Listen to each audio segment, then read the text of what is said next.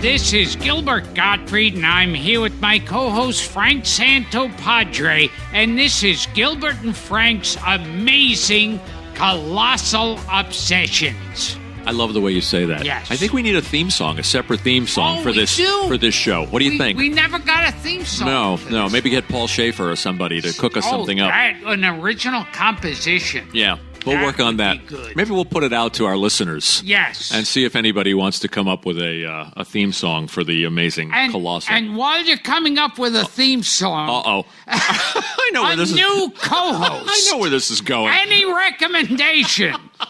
I don't care if he's ever worked in radio before. How about Omar Sharif? He's out, right? Cross Omar off the list.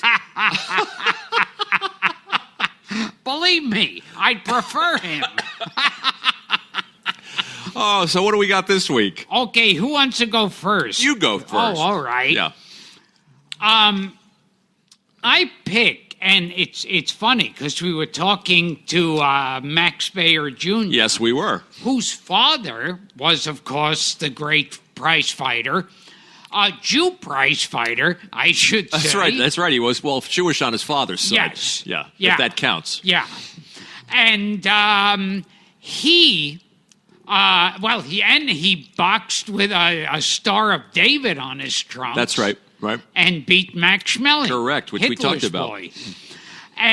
But his father, Max Baer, appeared in this movie, basically playing himself. And the movie was Humphrey Bogart's last film, and it was called The Harder They Fall. Mm-hmm. And it was written by Bud Schulberg. Oh, yeah, Bud Schulberg. Yeah, who of course wrote... Requiem for Heavyweight and and On the Waterfront. Yeah. Right. And it's Bogart's last. Rod Steiger is in it. And so it shows a weird mixing of old Hollywood and then actors like Rod Steiger, who were the new Hollywood, the method actors. And I always wondered, how the two of their styles clashed. But it was a very interesting film. Bogart since it was his last film, he was dying. Yeah, he was sickly, time. Yeah. He had throat cancer. And there were points where he couldn't be understood. And the great voiceover artist, Paul Frees. Oh, that's right. Yeah. Did some looping. Yeah. He was the voice of Boris Badenov, as well as a million other Paul Frees, look him up. Cartoons. He was also the Cyclops in the Cyclops with Lon Chaney. Right. In it. That's right. I think that came up during our anniversary episode. And so he was called a man of 1,000 voices. Before Mel Blanc. Yeah, he was a great voice. And so he was dubbing in. He would do a Humphrey Bogart imitation for the parts of the movie where you couldn't make out Bogart's voice. Yeah. I never knew that. It's like when Anthony Hopkins was called into loop, I think it was Olivier. When they re-released Spartacus. Yeah. Yeah. And what's the picture about? And, it's about an hour and a half. Thank you. Remember to tip your waitresses. Bogart's a sports writer. Yeah. It's basically like on the story of this Primo Carnera.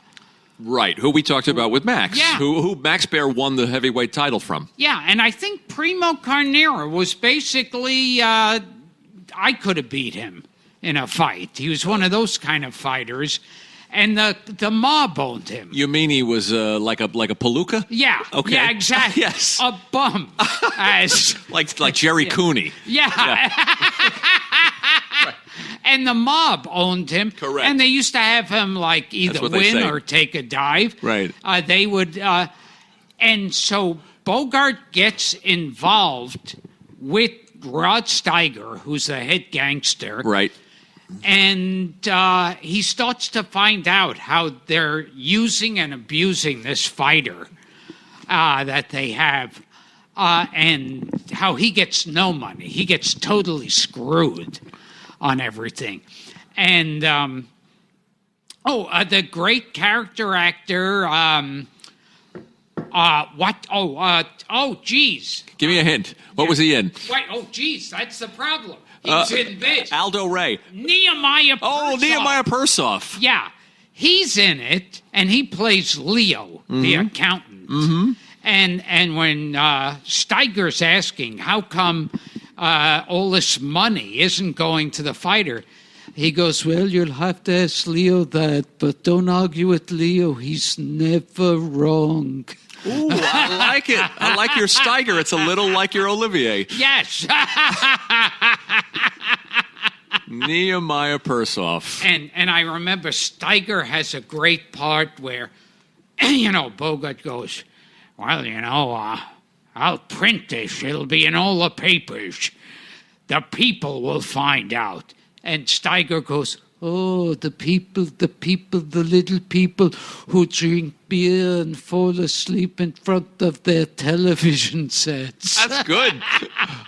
I never heard you do Rod Steiger in all the time we've been doing this. It's well worth it. The Harder They Fall.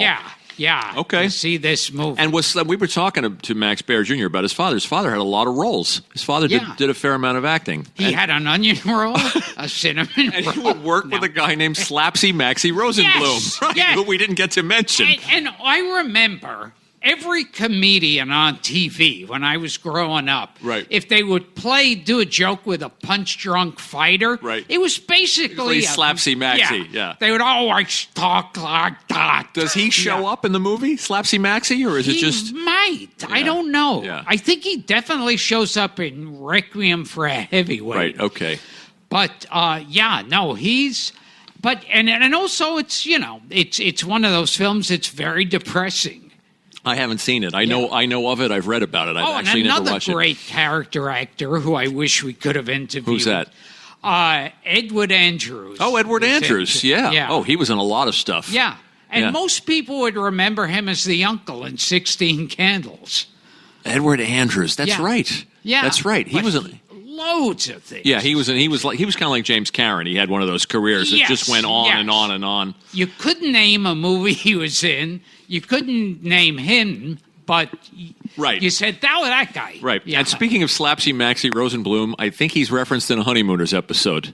Oh, in the TV, where they buy the TV and Ralph and Ed are trying to decide what to watch, and Ralph's going through the TV guide, and he says Slapsy Maxie Rosenblum versus Kingfish Levinsky. Do you remember this? and Norton wants to watch Captain Video. Oh yes. Right. I think I misspoke. And Dara just passed out. Dara, I think I misspoke. I think that Rod Serling may have written Requiem for a Heavyweight. Yes. So I said Bud Schulberg. So official space helmet on, Captain Video. My movie is one that you know, and I'm going to steal your favorite director this week. So you've been talking about Sidney Lumet. Yes. In previous weeks, we talked about Bye Bye Braverman. The Pawnbroker. We talked about a couple of things. The Prince of the City. Right, those are three that you picked. Yeah. And I watched one last night, The Verdict, which is just a terrific movie from the 80s with Paul Newman in a major role. I talked about Paul Newman in two previous picks. I picked The Hudsucker Proxy and Road to Perdition, but those were both small Paul Newman roles. This was a starring role. And it's important to remember that because you don't remember. Newman's Jewish. That's right. That's right. He was. You sure you don't want to change the title of these shows going forward? And also in The Verdict. In The Verdict, he plays an Irishman from Boston. And it's got one of my co-stars from Jack Warden. Jack Warden. Right. Also, Irish Jewish. Really? Jack Warden. And I'll tell you else who turns up. Edward Binns. Oh my God! Turns up in The Verdict, playing the cardinal. Edward Binns was in Night Moves with Gene Hackman that I recommended. But he was that's right. But he was also juror number 6 to Jack Warden's juror number 7 in 12 Angry Men. Oh my God! Yes. So there you go. He was he the advertising exec? I think so. Yeah. I'm trying to remember. It wasn't Robert Webber. Oh, it could have been Robert Webber was wasn't who was wasn't a favorite of Blake Edwards. Blake Edwards. That's yeah. right, because he's he's the gay songwriter in 10. Oh, yes. Yeah, we love Robert Webber, too. So a little bit about The Verdict. I mean, Newman's great. He plays a drunk Boston lawyer who's got one last shot. It's a redemption story. Yeah. One last shot at making a name for himself. And it's a malpractice suit, and it's a terrific film. I don't want to give too much of it away. There's so much to like about it. I watched it with my wife last night, and she said, it really takes its time getting to where it's going. It's long. Yeah. And it's deliberate. It's just like a great 3-act play written by a playwright, David Mamet. A smart film, this you'll find interesting, that everybody was attached to this film when Richard Zanuck and David Brown bought the rights to the novel. Supposedly, Frank Sinatra offered to play the part of Frank Galvin for no money. Oh, wow. Now, I don't know if this is true, so we'll do a little deep research into it. But everybody was attached to it. Roy Scheider wanted to do it. Dustin Hoffman wanted to do it. Robert Redford had it for a while. Sidney Pollack was going to do it. Arthur Hiller was going to do it. It was one of these movies that had a journey and wound up with Lumet and Paul Newman. And as the villain, playing the Prince of Fucking Darkness, to quote Jack Warden, James Mason. Oh, yes. Yeah. James Mason was great in that. In one of his last films, because he died 2 years later. And I think, was that yet another film? Like, I know Heaven Can Wait. Mm-hmm. They originally wanted Cary Grant, I think. Cary Grant was supposedly discussed for this. Yeah. According to what I found on IMDb, but it's a little... He died, I think he was dead by 86. And that made it difficult. Well, this was 82, and I can't imagine that. And Grant wasn't acting; hadn't acted since the 60s. So I don't know if that's true. Charlotte Rampling turns up. Oh, and Milo O'Shea. And Milo O'Shea's great as the evil as judge. The corrupt judge. Don't want to give too much of the plot away. Sadly, Newman, who's great in the role, lost the best actor to Ben Kingsley that year. And Hoffman was also starred in Tootsie that year. They both lost to Ben Kingsley. A smart film, just an absorbing film that you actually can't pull yourself away from. Dustin Hoffman and Ben Kingsley are Jewish.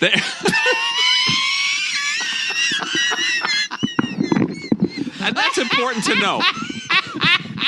And Jack Warden, what, half a Jew? Yeah, half a Jew. I understand Milo O'Shea, also Jewish. Yeah. Yes.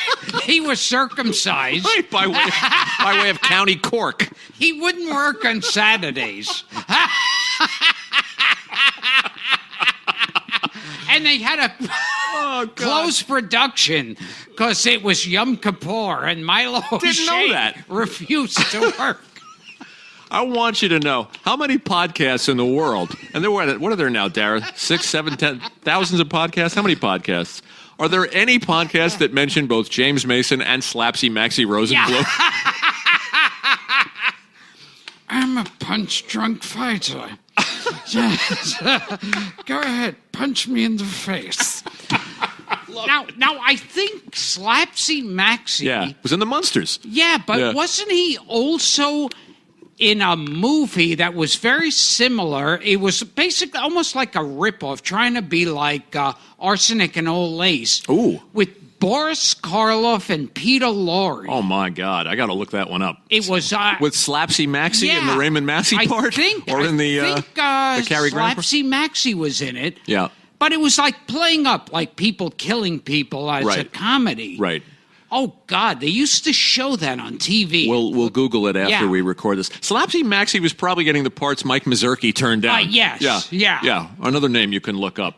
I remember him in the Munsters. Oh, yeah. Yeah. And he always played the punch-drunk fighter or the palooka or the bank robber or the guy that was basically, because Max Baer died young and Slapsy Maxie got his parts. Yeah. So this week.